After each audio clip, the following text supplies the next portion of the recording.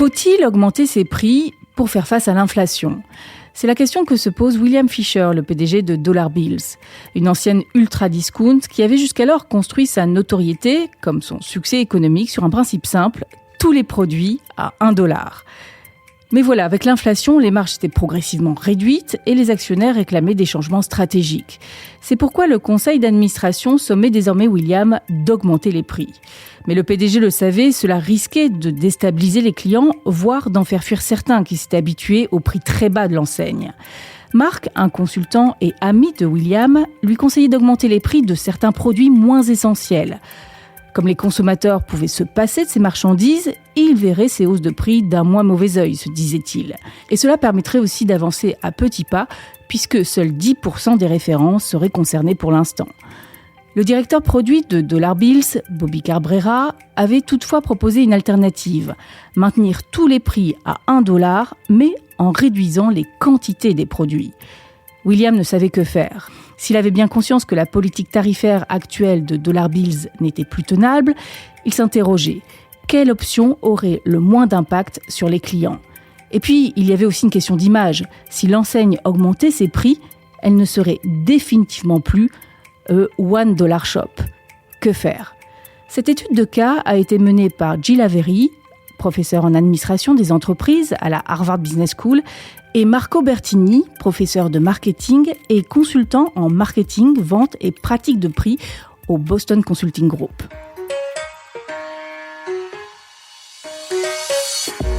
Le choix le plus pertinent. Juste que tu prennes une bonne décision. Pas prendre de risques. Si tu parles du problème à calmer, la décision qui influencera ta décision. La décision appartient. Étude de cas, un podcast de Harvard Business Review France. William Fisher ouvrit la porte de son bureau et désigna du doigt la table pliante en métal dans l'angle de la pièce. Elle avait été achetée par son père en 1957, l'année où il avait fondé Dollar Bills. Et les salariés en parlaient désormais en plaisantant, affectueusement, comme de la table de réunion de la direction. Ce jour-là, elle était couverte de paquets de friandises, d'articles de papeterie, de bouteilles d'eau, de minuscules figurines et de quantité d'autres babioles. « C'est quoi tout ça, William ?» murmura la directrice du marketing, Robin Mitchell. Un écouteur dans l'oreille, elle suivait une conférence téléphonique avec un commanditaire chinois. « On se croirait dans un vide-grenier », dit Bobby Cabrera, le directeur produit. « C'est plutôt un exercice de classement », répondit William. « Je voudrais que vous deviniez le coût de chacun de ces articles et que vous fassiez 2 piles. D'un côté, les produits que j'ai achetés pour $1 et de l'autre, ceux qui m'ont coûté plus de $5. » Robin et Bobby se mirent vaillamment à la tâche, séparant les produits. 5 minutes plus tard, il y avait 10 articles dans le tas à $1 et une trentaine dans le tas à $5. Il y a un problème, je les ai tous achetés $1. C'est plutôt une bonne chose, non ? Cela veut dire que nous pouvons faire ce que souhaite le conseil d'administration en vendant plus cher tous les articles de la seconde pile, sans que les clients y trouvent quelque chose à redire. Non. Nos clients attendent de nous que nous leur proposions de bonnes affaires. Si nous voulons vendre plus cher, alors la qualité ou la quantité doit aussi augmenter. Il est hors de question pour moi de commencer à vendre des produits à 5 ou même à $2 s'ils ne sont pas réellement meilleurs que ce que nous proposons aujourd'hui pour $1. Ça irait à l'encontre des valeurs qu'a toujours défendu Dollar Bills. Tout au long de ses 66 années d'existence, Dollar Bills, une chaîne discount généraliste proposant toutes sortes d'articles, des livres aux vêtements, en passant par les cadeaux, les jouets ou les produits ménagers, avait vendu ses produits au prix unique de $1. Parmi les multiples enseignes, tout à $1, qui avait émergé dans le paysage du commerce de détail américain dans les années 1950, elle était la seule à être restée fidèle à la promesse inscrite dans son nom. En 2010, après avoir vu son entreprise traverser sans dommage la crise économique, William lui avait donné un nouveau slogan, $1 hier, aujourd'hui et pour toujours. Fort d'un chiffre d'affaires net de 25,5 milliards, Dollar Bills comptait en 2023 plus de 15 000 points de vente. Si la fréquentation des magasins avait chuté de 13% en un an, le panier d'achat moyen par client avait progressé de 18% à $10 environ par visite. Mais les performances de Dollar Bills restaient inférieures à celles de ses concurrents. Les marges se réduisaient et les actionnaires avaient commencé à réclamer des changements stratégiques, obligeant William à défendre son modèle à chaque réunion ou presque. Pendant près de 70 ans, Dollar Bills a réussi à faire ce que le secteur de la distribution pensait impossible, vendre des produits d'une qualité étonnante au prix de $1 tout en réalisant un bénéfice décent. La magie de notre modèle économique, c'est que nos clients repartent convaincus d'avoir fait des affaires. Lorsque tout est proposé à $1, rien ne semble trop cher, même si nous réalisons de confortables marges brutes. Confortables, pas obscènes. Malheureusement, les pressions inflationnistes avaient fait passer ces marges de 35 à 25% au cours des 2 dernières années, principalement à cause de hausses de coûts et de retards d'approvisionnement sur les produits importés de Chine. Le conseil d'administration avait demandé à William d'étudier des scénarios d'augmentation des prix, arguant que cela permettrait à l'entreprise de limiter le risque inflationniste et de retrouver son taux de marge brute historique. William avait répondu qu'il se pencherait sur la question, mais il n'avait jamais pu s'y résoudre. Après un 4e trimestre particulièrement difficile, la présidente du conseil d'administration, Elizabeth McGee, avait convoqué William dans son bureau. Nous devons commencer à séduire de nouveaux segments de consommateurs. 1/4 de nos clients sont des ménages qui gagnent moins de $25 000 par an et 60% moins de $5 000 par an. Ils achètent chez Dollar Bills pour optimiser leur budget. Notre offre à $1 leur permet de boucler leur fin de mois. Il n'y a pas d'achat d'impulsion. Nous avons besoin de diversifier notre clientèle. Il me semble que le segment dont vous parlez ne va faire que croître avec l'inflation. Avait répondu William. Et que même des ménages plus aisés seront de plus en plus sensibles au prix. Pourquoi nous écarter de notre promesse de tout proposer à $1 au moment même où tout le monde se serre la ceinture et fait la chasse aux promotions ? Vous ne pensez pas qu'il vaut mieux être vu comme l'enseigne qui se bat pour ses clients et contre l'inflation, plutôt que comme l'enseigne qui fait grimper les prix à tort et à travers ?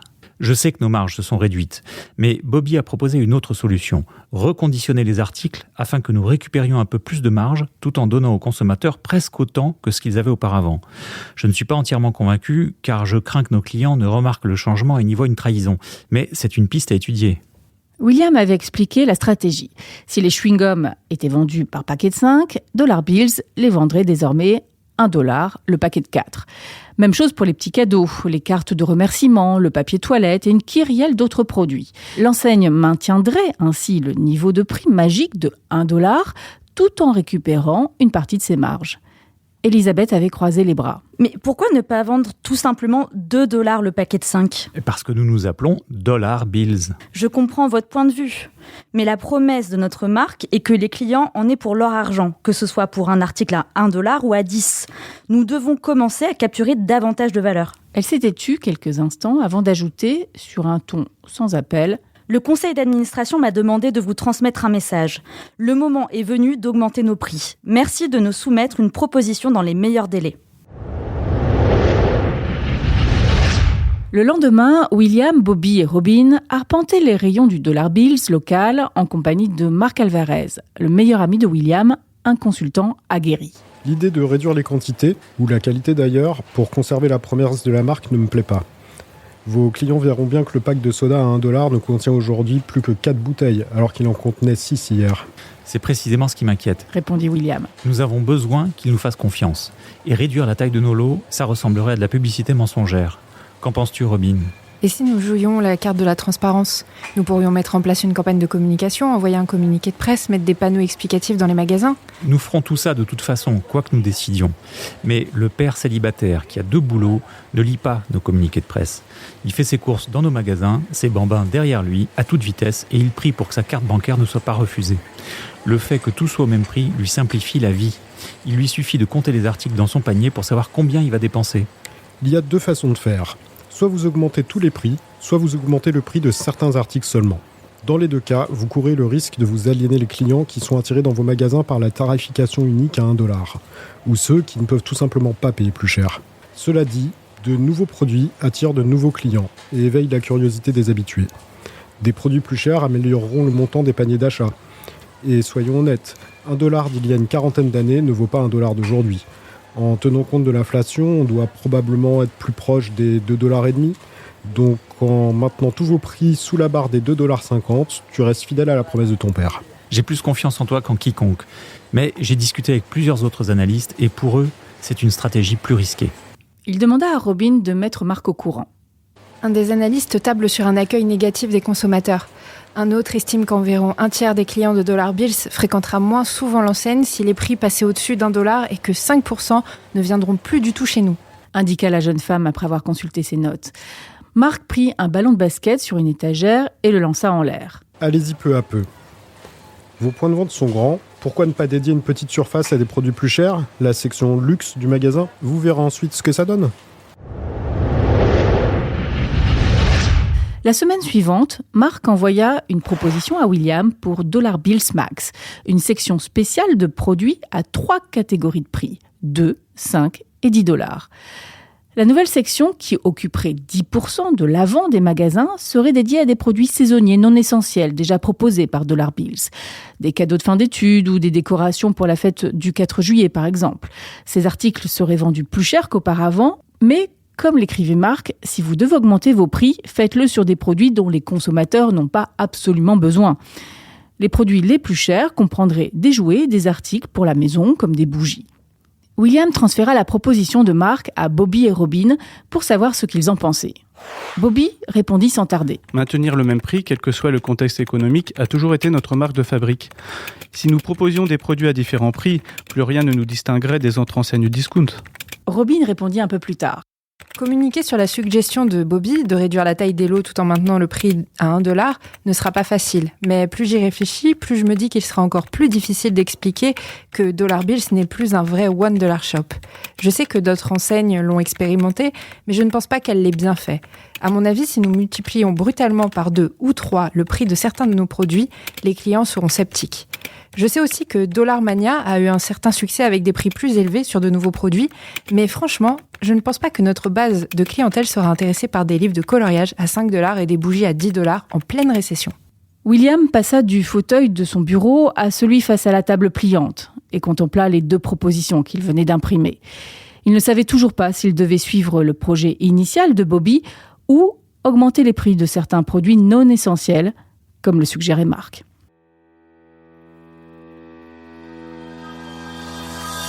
William doit-il adopter le plan de Bobby ou celui de Mark? Pour répondre à cette question, Harvard Business Review a fait appel à 2 experts. Greg Besner tout d'abord.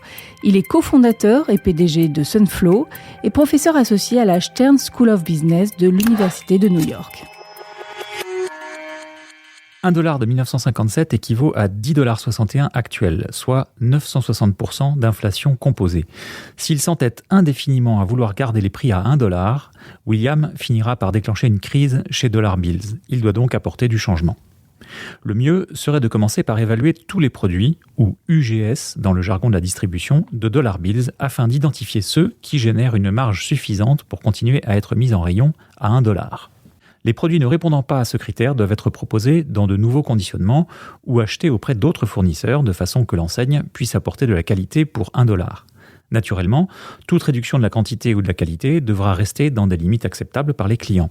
S'ils aiment la marque et qu'ils lui font confiance, les consommateurs comprendront que la bouteille de jus de fruits à 1 $ ne contienne plus que 32 centilitres au lieu de 35. Et ils n'hésiteront pas à acheter une chemise fabriquée dans le même coton mais sourcée auprès d'une usine moins chère. Cette stratégie, toutefois, est une solution de court terme. On ne peut pas rogner indéfiniment sur la quantité ou la qualité. 3 petits centilitres de jus de fruits n'étanchent pas la soif et personne n'a envie de porter une chemise rêche et mal coupée. Le coût des produits finira fatalement par dépasser largement le pouvoir d'achat que confère 1 $ et le modèle économique de Dollar Bills ne sera plus soutenable. Ce n'est qu'une question de temps. William doit donc tester dès à présent la vente de produits plus chers. Il se pourrait que certains consommateurs fréquentent moins l'enseigne pour exprimer leur profond désaccord avec cette stratégie, mais d'autres se laisseront à coup sûr séduire et William pourrait bien voir arriver la nouvelle vague de chasseurs de bonnes affaires qu'anticipent Elisabeth et le conseil d'administration. Je comprends que William soit attaché au nom de l'enseigne et à son histoire, mais si cela s'avère nécessaire, il est parfaitement envisageable d'en modifier le nom pour refléter sa nouvelle proposition de valeur. Après tout, il suffit de renoncer à l'apostrophe. Dollar Bills, au pluriel, des billets d'1 $.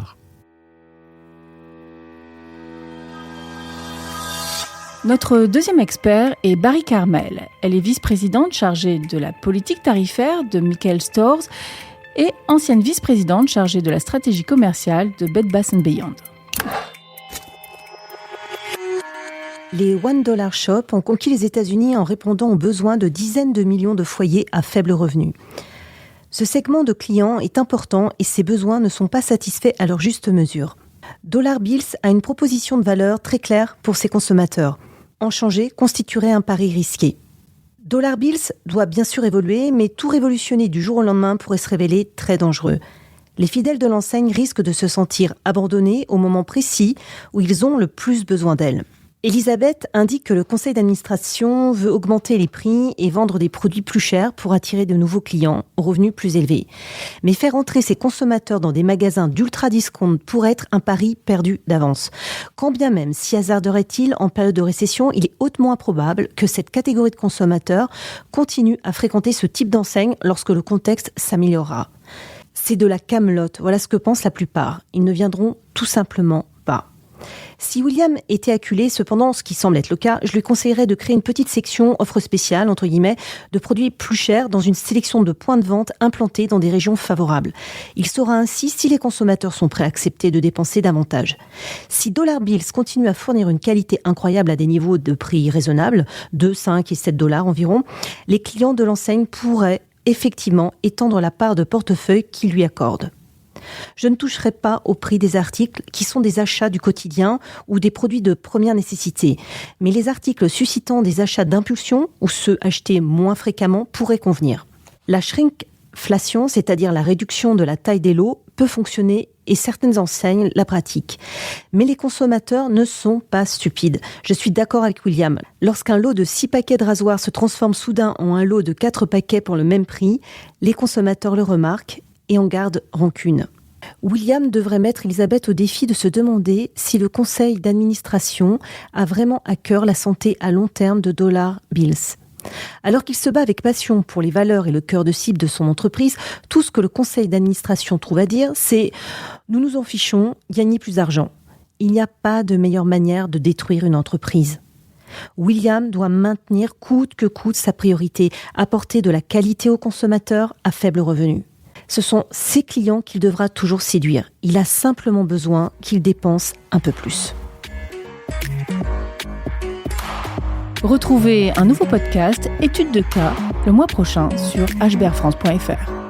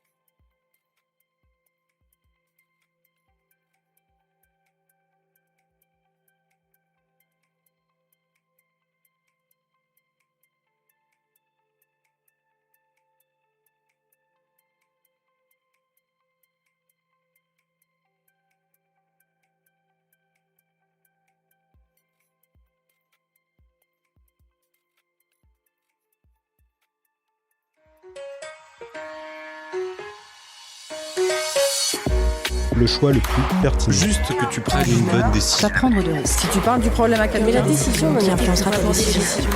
La décision appartient. Étude de cas, un podcast de Harvard Business Review France.